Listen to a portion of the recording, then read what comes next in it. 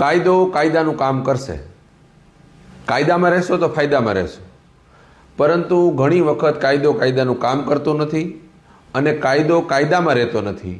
કોણ કરે છે?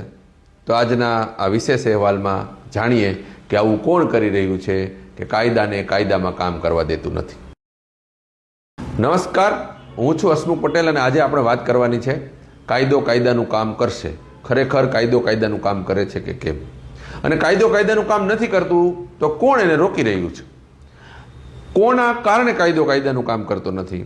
તો આજે આપણે વાત કરવાની છે રાઇટ ટુ ઇન્ફોર્મેશન એક્ટ 2005 એટલે માહિતીનો અધિકાર.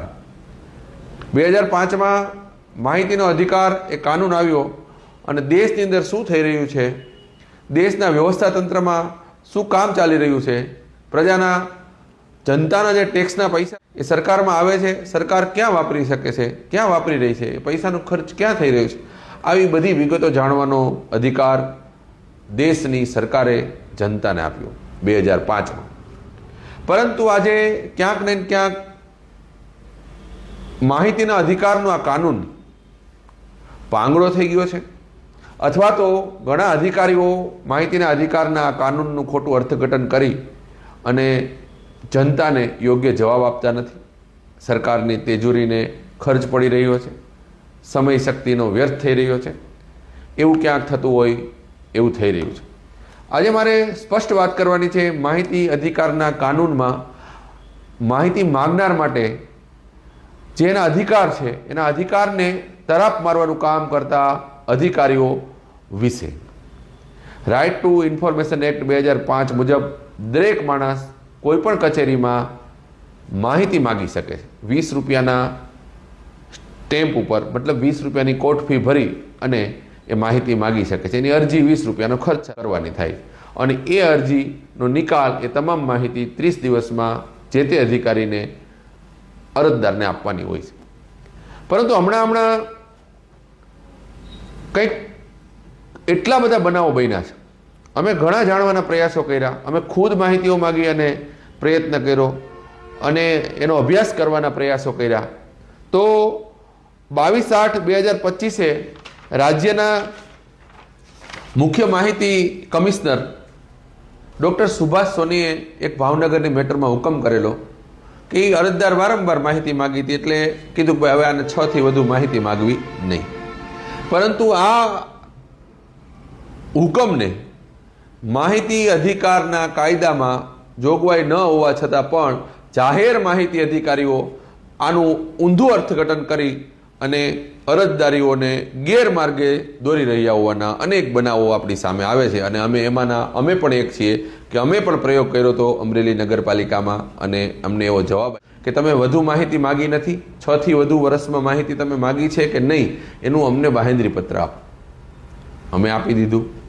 પછી અમે અપીલમાં ગયા અને મેં અપીલના અધિકારીને કીધું કે આ જાહેર માહિતી અધિકારી સામે કાયદેસરના પગલાં લેવામાં આવે અને 50,000 રૂપિયાનો દંડ કરવામાં આવે. અરજદારને ગેરમાર્ગે દોર્યા છે.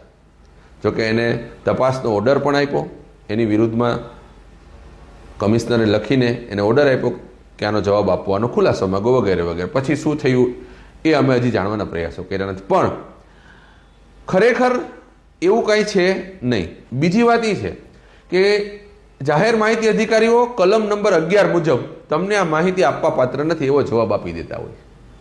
ત્યારે કલમ નંબર 11 શું છે? કલમ નંબર 11 એવું છે કે કોઈ ત્રાહિત વ્યક્તિની માહિતી હોય કે જે માહિતી ગોપનીય હોય, એ માહિતી આપવાથી એ વ્યક્તિના સંવિધાનને, એ વ્યક્તિના અધિકારોનું અનંત થતું હોય તો એવી માહિતી ના. પરંતુ આપણે માહિતી માગતા હોય, કોઈ એજન્સી સાથે સરકારને કરાર થયો હોય અને આપણે એમ કહીએ કે કરારની નકલ આપો, ત્યારે અધિકારીઓ આપણને એવું કહી દે કે એજન્સીની માહિતી છે એટલે એ માહિતી તમને આપવા પાત્ર નથી કલમ નંબર 11 મુજબ. આ ખરેખર ખોટું અર્થઘટન થતું હોય. જો આવી માહિતી આપવાની જ ન હોય તો દેશમાં એક પણ માહિતી અરજદારને મળે નહીં. 2005નો આરટી રાઇટ ટુ ઇન્ફોર્મેશન એક્ટનો કાયદો છે એ શોભાના ગાંઠિયા સમાન થઈ જાય. પરંતુ અધિકારીઓ ઊંધું અર્થઘટન કરતા હોય. પછી અપીલમાં જાઓ ને દોડાવે ને રૂબરૂ બોલાવે ને એમ કરીને અરજદારને થકવાડવાના પ્રયાસો કરે. પણ મીડવાઇલ કેવું થતું હોય છે કે જાહેર માહિતી અધિકારી છે એ ખાલી સાઇન જ કરતા, પણ નીચેના ટેબલનો માણસ હોય એ આ બધું તૈયાર કરતો હોય ને આવો જવાબ આપી દેતો હોય. ઘણા કિસ્સામાં અધિકારીઓ સચિવ દરજ્જાના માહિતી અધિકારી હોય તેને ખબર જ નથી હોતી કે લાવો સાઇન કરી દો એટલે સાઇન કરી દેતા હોય. પરંતુ આમાં એક મોટી તકલીફને સેટિંગ થતું હોય છે. કોઈ એજન્સીની માહિતી માંગવામાં આવે ત્યારે જે ટેબલ સંભાળવાવાળો માણસ છે એ એજન્સીનો સંપર્ક કરીને એમ કહે કે તમારી માહિતી માંગવામાં આવી છે ને જો એ માહિતી આપશો તમને નુકસાન થશે. પછી એજન્સીને બચાવવા માટેના પ્રયાસો કરતો હોય. એજન્સીને બચાવવા પાછળ એની સ્પષ્ટ હોય છે અને એજન્સી સાથે ઘણી વખત સેટિંગ થઈ જતું હોય એટલે એને બચાવતા હોય છે અને અરજદારને પાટે ચડાવી દેતા હોય. એટલે આવા બનાવો ખૂબ જ બની રહ્યા છે. દેશના વડાપ્રધાન માનનીય નરેન્દ્રભાઈ મોદીએ આ રાઇટ ટુ ઇન્ફોર્મેશન એક્ટના કાયદાની અંદર એવો કોઈ સુધારો કરવાની ભલામણો નથી કરી કે પ્રજાને જનતાને આ કાયદામાં કાંઈ દેવાનું જ નથી. એની ઈચ્છા છે કે દેશની જનતા જાણે તો આ અધિકારીઓ નરેન્દ્રભાઈનું નામ બદનામ કરવા માટે કે નરેન્દ્રભાઈનું નામ ડૂબાડવા માટેના પ્રયાસો કરતા હશે, કોના ઇશારે કરતા હશે, સમય તપાસનો વિષય થઈ જાય.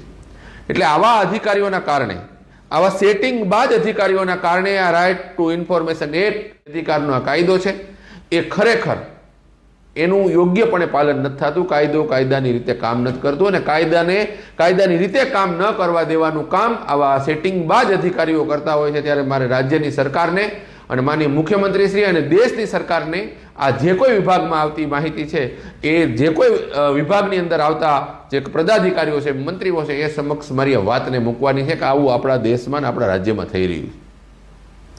ત્યારે ખરેખર સરકારની શાખ આવા અધિકારીઓના કારણે ખરાબ થતી હોય ને ખડાતી હોય ત્યારે આવનારા દિવસોમાં આવા અધિકારીઓ માટે સ્પષ્ટ હુકમ બહાર પાડવો પડે કે માહિતીનું અર્થઘટન કરવું પડે કે આ કલમ નંબર 11ની માહિતી કઈ રીતે આવી શકે.